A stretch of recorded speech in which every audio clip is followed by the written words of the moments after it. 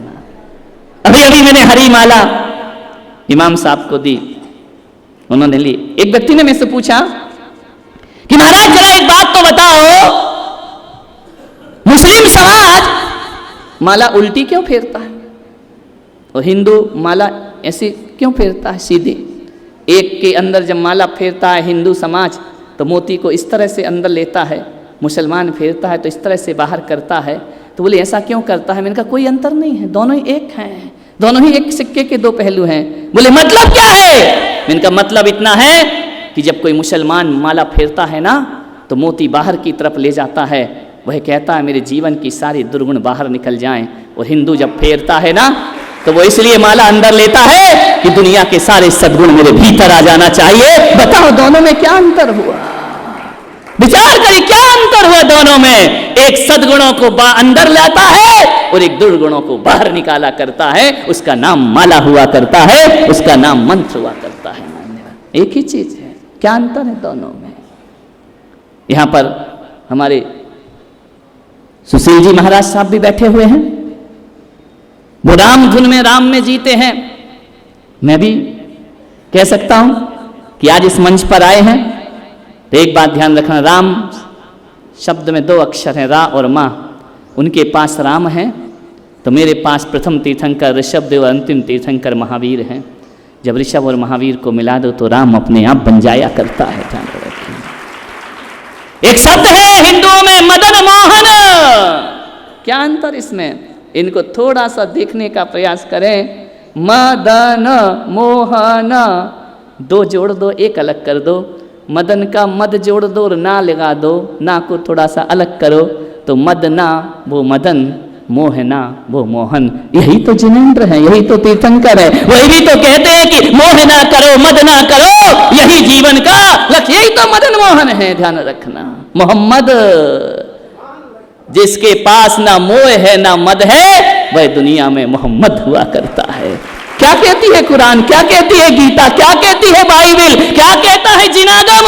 यही तो कहता है ना मोह ना मद, उसका नाम मोहम्मद हुआ करता है। हिंदू जो हिंसा से दूर रहता है वो हिंदू हुआ करता है, और जो ईर्ष्या से दूर रहता है वो ईसाई हुआ करता है। ध्यान रखिए, किसकी बात कर रहे हो? कहाँ अलग अलग हैं हम? अंतर के भावों को जाकर के देखो तो वही है हम। बस इतना ही संदेश दे रहा हूं आज इस मंच से कि आज इमाम साहब यहां बैठे हैं।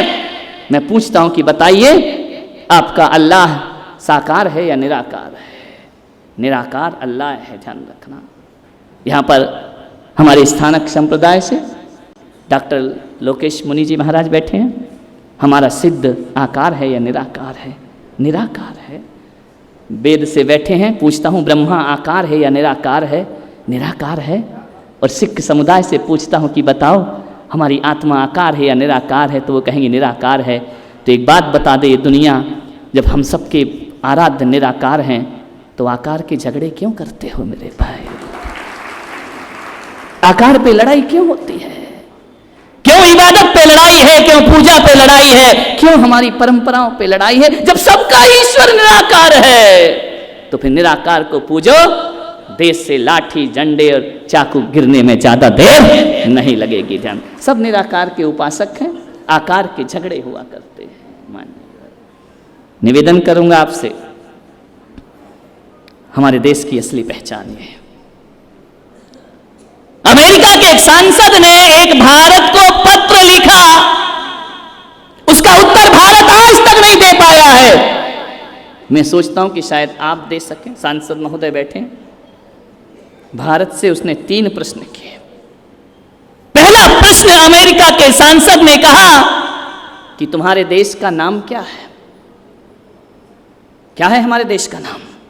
उसने पूछा, यदि तुम्हारे देश का नाम भारत है, आर्यावर्त है, अजनाब है, तुम्हारे देश का नाम यदि भारत है तो फिर इंडिया किसको कहते हैं? विचार करिए, अमेरिका का नाम अमेरिका है, उसका दूसरा नाम नहीं हुआ।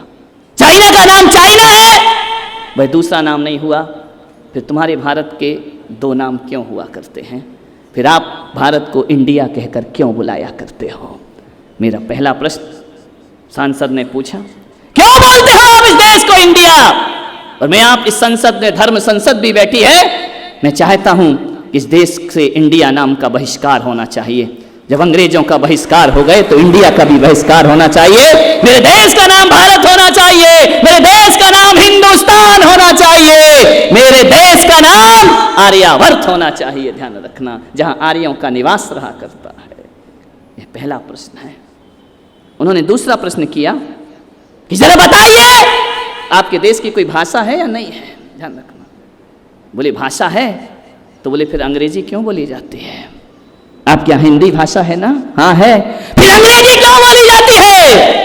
ये भाषा बाहर की क्यों ली है? ये दास्ता की गुलामी की भाषा क्यों है? जब जब मेरे देश को इंडिया कहो तो दिल में दर्द होता है मेरे भाई। हमें 75 साल पहले की गुलामी के शब्द सुनाई देते हैं। इंडिया भारत के लिए एक बदनुमा गाली हुआ करती है। गाली कहा जाता था इंडिया, कहने का मतलब है तुम पिछड़े हुए लोग हो। ये अंग्रेजों ने हमें नाम, उस पर गर्व महसूस करते हो? My love India?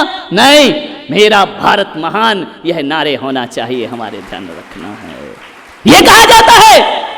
अभी एक नारा लग रहा था, मेरा भारत बने महान। इनका मूर्ख हो क्या? भारत बने महान इसका मतलब ही महान नहीं है क्या? ध्यान रखना, यह नारा नहीं होना चाहिए। मेरा भारत महान था, है और हमेशा महान रहेगा। बनने की बात क्यों करते हो?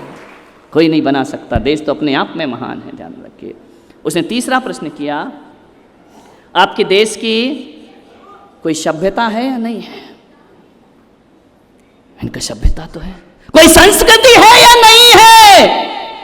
यदि आपके देश की संस्कृति है तो एक बात बताओ, फिर जापान से बने हुए कपड़ों के लिए तुम्हारा देश क्यों मरता है? ध्यान रखिए, तुम अपने परिधानों में क्यों नहीं रहा करते हो?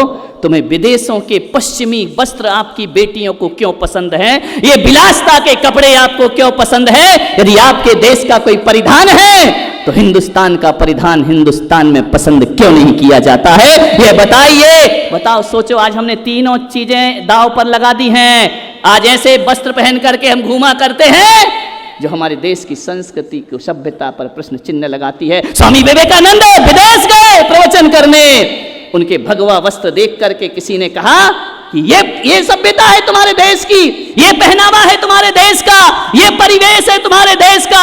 स्वामी विवेकानंद ने क्या हुआ? बोले पिछड़े हुए गंवार लोग हैं भारत के। स्वामी विवेकानंद ने कहा गंवार लोग नहीं है। ध्यान रखना, फर्क इतना है कि तुम्हारे देश की संस्कृति, तुम्हारे देश का स्टेटस, तुम्हारे देश की ऊंचाइयां एक दो कौड़ी का दर्जी बनाता है, और हमारे देश की ऊंचाइयां हमारा चरित्र दिया करता है, कपड़े नहीं दिया करते हैं। ध्यान रखना, क्या दीवाने लोग थे वो। ध्यान